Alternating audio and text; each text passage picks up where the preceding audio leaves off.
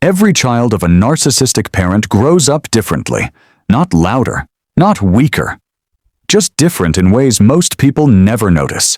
They don't just have childhood memories, they have survival memories, and those memories quietly shape who they become.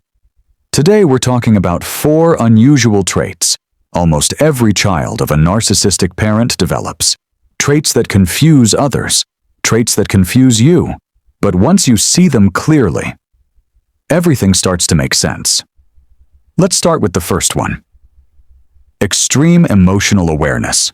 You can walk into a room and feel the mood instantly, before anyone speaks, before anything happens. You already know. You know if someone is irritated. You know if tension is building. You know when silence means danger. As a child, this skill wasn't impressive. It was necessary. Because one wrong move, one wrong tone, one wrong moment could trigger criticism, blame, or emotional withdrawal. So your nervous system learned to stay alert. You learned to read faces instead of listening to words. You learned patterns instead of promises. Now, as an adult, people call you intuitive, empathetic, emotionally intelligent. But they don't see the cost. Your mind never truly relaxes. You're always scanning, always adjusting, always preparing. This trait isn't weakness, it's hyper-awareness built from survival. The second trait is identity confusion. You adapt too easily, too smoothly. Around different people, you become different versions of yourself. Not because you're fake, but because being real once felt unsafe. With a narcissistic parent, love was conditional. Affection depended on performance. Approval depended on obedience.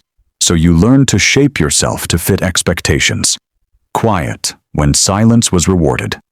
Helpful when usefulness earned praise. Invisible when attention caused problems. Over time, you became excellent at fitting in, but terrible at knowing who you are. You may struggle to answer simple questions. What do you want? What do you feel? What do you need? Because your needs were never the priority. This trait makes you socially skilled, but emotionally disconnected from yourself. The third trait is emotional self-doubt. You question your reactions constantly. You wonder if you're overreacting. You wonder if you're being dramatic. You apologize even when you're hurt. Growing up, your emotions were minimized or mocked. Sadness was labeled weakness. Anger was called disrespect. Happiness was seen as attention-seeking. So you learned to distrust your own feelings. You learned to suppress instead of express. Now, as an adult, you may appear calm in crises. Strong, unshakable. But inside, emotions feel distant or confusing. You might feel numb or overwhelmed without knowing why. This trait made you emotionally controlled. But it also taught you to silence yourself. Your feelings are not wrong. They were just never allowed. The fourth trait is an intense sense of responsibility. You feel responsible for other people's emotions, for their comfort, for their happiness, for keeping the peace. As a child, you may have been the emotional caretaker, the one who calmed situations down, the one who avoided conflict, the one who tried to fix things, even when none of it was your fault. Now you struggle to set boundaries. You say yes when you want to say no. You stay longer than you should. You tolerate behavior you shouldn't. Because part of you believes it's your job to hold everything together.